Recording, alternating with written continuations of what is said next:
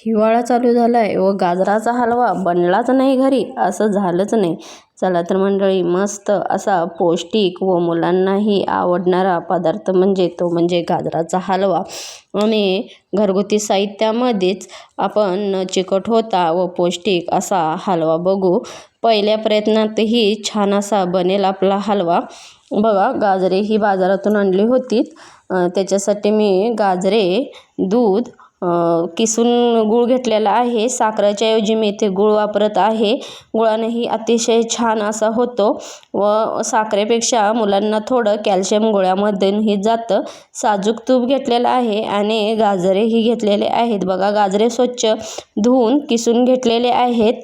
बघू शकताय तुम्ही. आता मी असे चिरून घेते. झटकेपट असा आपला हलवा कुकरमध्येच मी तयार करणार आहे आणि मुलांनाही खूप पौष्टिक असा आपला गाजराचा हलवा आहे.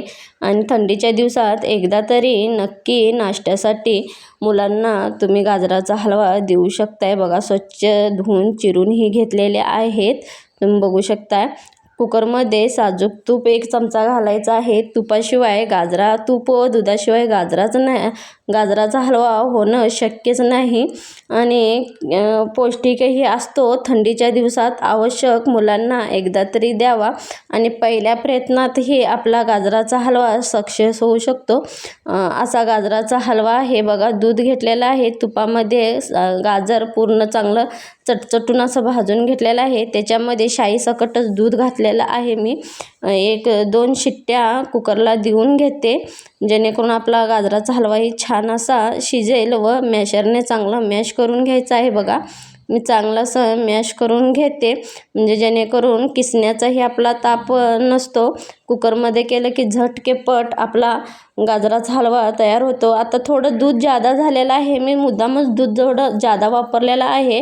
त्याच्यामध्येच आता गुळही घालून घेते व चांगलं म्हणजे जे गुळाचं पाणी असतं व दूध असतं ते चांगलं मी आटवून घेतलेलं आहे. ते साईडला उतरून ठेवून हे माझं फोडणी टाकायचंच भांडं आहे. म्हणजे माझ्याकडे पॅन नाही आहे, त्यामुळे हे मी पातेलं आहे हे फोडणीसाठीच वापरलेलं आहे.